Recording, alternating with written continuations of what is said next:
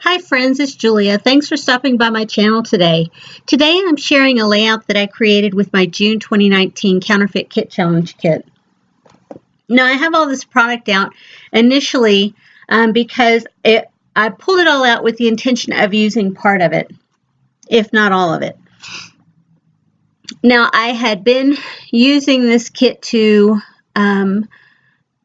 create the 4x4 layouts based on Janet's sketches over or designs over at RTS Scrapbooking, but this is one that I had gotten to the last of my 4x4 and I opted to forego that process. I needed a break from it. You know, sometimes when you deal with all cut papers, it just is too much.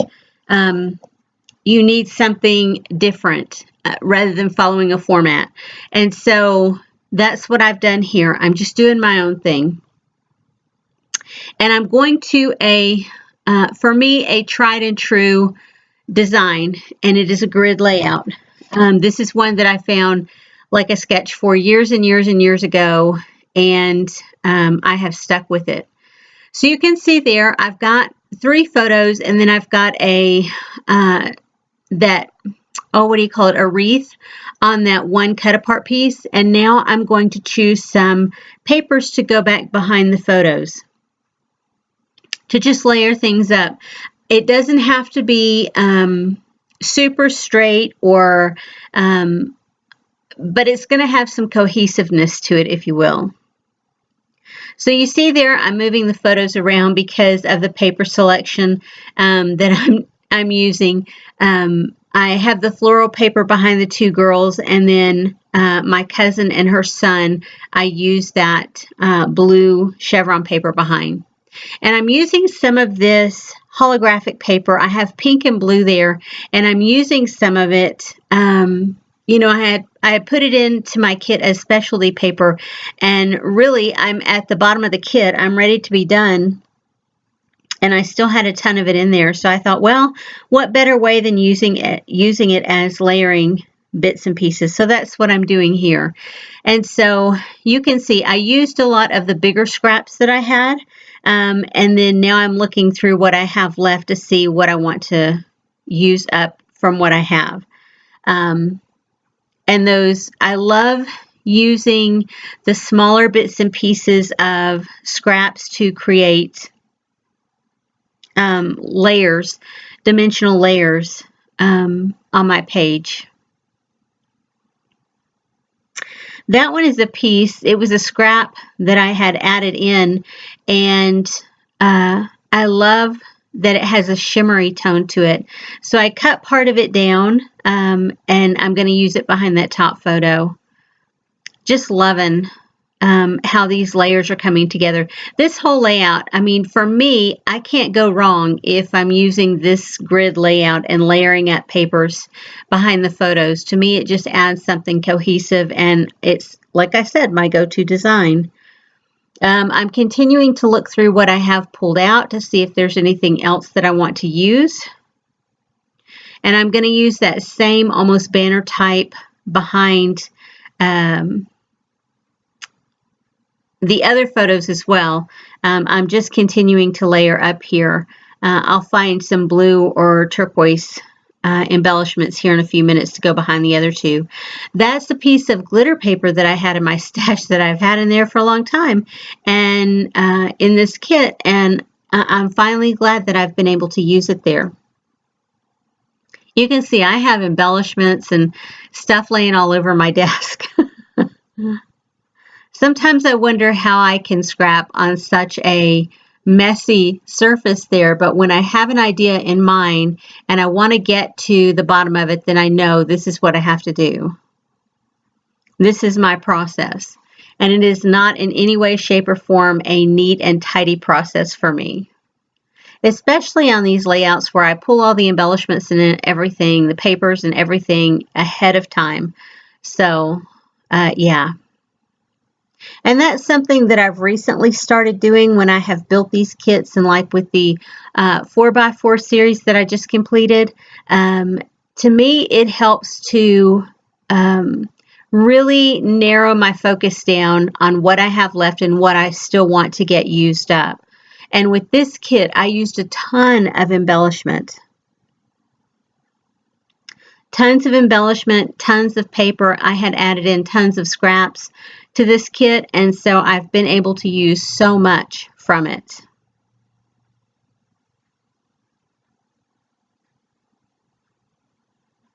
And there I'm working on wonky layers, and they're kind of crooked, not lining up, not having even edges going around the photos.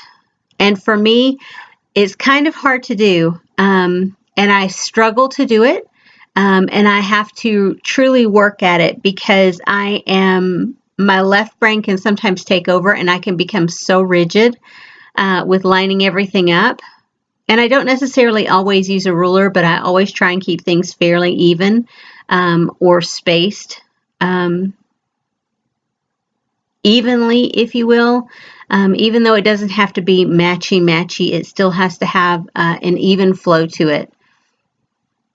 Like the rule of three. Yeah, I follow that rule most of the time, but then there's times when I just totally flub it all up.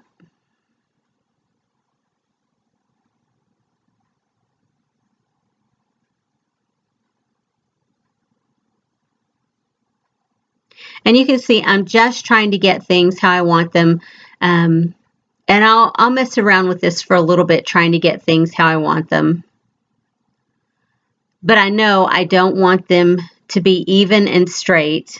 I want them to be almost like a mismatch.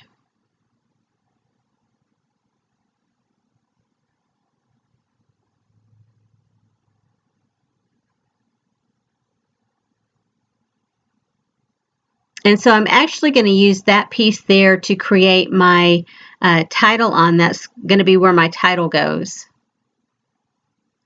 I love how, I know I've said it a dozen times already, but I do love how this layout turns out.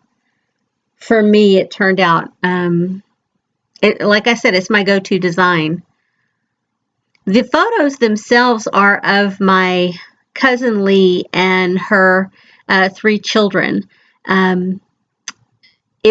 These were taken at her mom's funeral. My auntie passed away, and so at the funeral, the kids were all there, and so that's where these photos were taken from.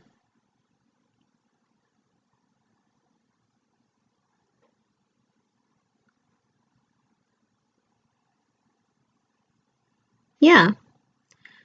See what I mean? It just all feels right now.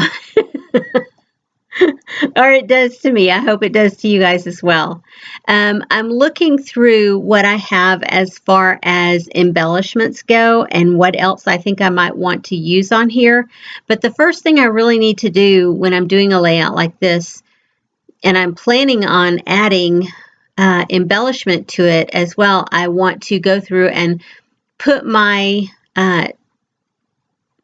title down first. And I was going to use their name, and then I changed my mind. And then I thought, no, I want it to be about the day. And really, it was a celebration of life that my auntie lived and that she created her just beautiful daughters and all of her wonderful grandchildren who happened to be there. And it was really a celebration of her life. And so I call this layout Legacy of Love because those kids were her world. Between her 2 daughters being her world and her grandchildren being her world, they were it. And you can see I'm using my rulers that I have there, and I use the edge of them to put my title on, and then I will use them to stick the title down. And that's something that I have done ever since I started scrapbooking. And yes, I do have 3 rulers. I've had more. And I do have some other ones as well. I have one with a metal edge, and then I have a T-square. I very seldom use a T-square. For me, it really wasn't worth getting, but I have it. And then the metal, of course, I use that whenever I am going to use my straight edge razor. which you would probably be surprised. I use it quite a bit. Sometimes I surprise myself with how much I use it. And so I'm just placing the title down. You see why I turned that journal card there, that cut apart that I had, because I wanted the flowers to add to the title as opposed to being under the title or in the way of the title. So now I've got all these embellishments and all these things that I'm thinking about using. And so I pull them all out and lay them there. And I've got all these words and phrases. And I just go through and decide how I want to use them. And so because I have so many bits and bobs there, I decide I want to do some clusters. And I know you guys have seen people do clusters before, and it's something that I like to do. Not on every single layout, but I do like to do it quite frequently. And so on each of the photos, I'm going to build a little cluster as my 3 embellishment clusters to give you that triangle of 3 on the layout. And it's just a lot of random stuff. A lot of this stuff not only came from the kit, but I added into my kit from my leftover bin.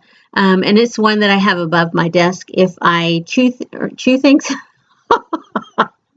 I saw the donut there, the die cut of the donut. Yeah, no, not chew things. As I go through and I use things, I may stamp them out. I may cut them out, fussy cut them. Yes, for Sarah's husband, I do fussy cut. So when I decide I'm not going to use them on the layout or cards that I'm creating, I don't necessarily want to toss them out. And so what I do is I put them into my leftover bin, and sometimes I'll dig through there and pull a ton of stuff out for a kit. And that's what I've done for this kit. A lot of that stuff is from there. And all of the bows that I created for this kit, or the possibility of using with this kit, they were actually from my scrap bin. So I felt like I got tons of good old embellishments this month. So I'm just still digging through, looking at what else I can use to create my layers here. Now, I had originally had a donut behind that bottom right photo. Behind that cluster, I had like a little donut, but then I had these 3 floral clusters that I thought would work better. And so I layered those up in each of the individual groupings.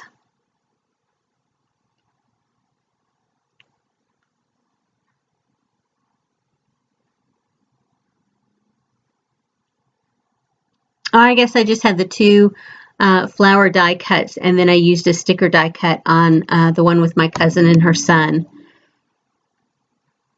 And so, yeah, I'm just looking through, seeing if there's anything else that I want to use from all the embellishments that I have laid out, plus the washi strips and stickers and things that I have laid out.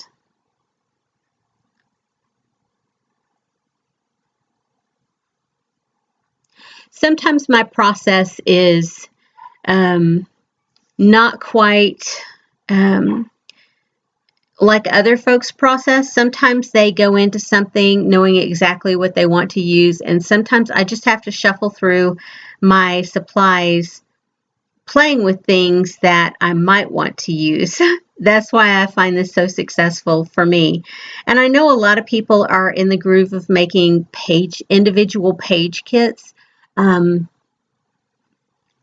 I've tried that a long time ago. I tried that, and I might give it a try at some other point. But for me, the thing that inspires me the most is having a whole selection of supplies in order to select from, because I feel like if I make a page kit and I get to it and I'm like, oh, I don't like this embellishment, what else can I add to it? I don't have anything really to pull to it, because you can't make an individual page kit too very big.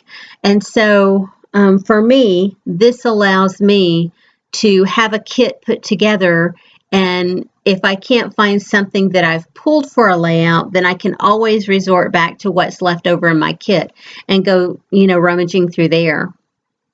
And you can see I have a lot of stuff pulled out that I thought I might use, but there's still a ton over to the side that I haven't pulled out for this layout. And I'm just going to add these little, what are they called? Dragonflies? Yeah, I'm going to add those to each of the photos. Anyway, we're getting close to the end now. I'm nearly done. I'm going to add some finishing touches with some like enamel dots and things like that. And you can see I'm just thinking about what else I could use. So in the meantime, I'll write, I think that's the date on there. And now my finishing touches are typically the enamel dots or arrows or stickers or whatever I'm going to use. Anyway, I hope this inspires you to get into your stash and create something, whether it be with something new or something old.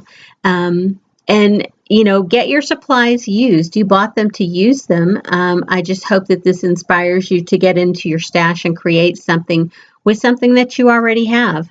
I love doing these videos with kits that I have created because I think it gives you an idea of how things can be stretched to accommodate newer ways of scrapbooking with older supplies. Anyway, thanks for sticking around, guys. I really appreciate you stopping by. If you would like to see more videos like this, please hit the subscribe button, and I'll do my best to get more out for you. And if you throw me a thumbs up, that would be awesome as well. And if you're interested in being notified when I post a new video, make sure you hit that notification bell. Anyway, have a great day, everyone. I sure appreciate you stopping by. See you later. Bye-bye.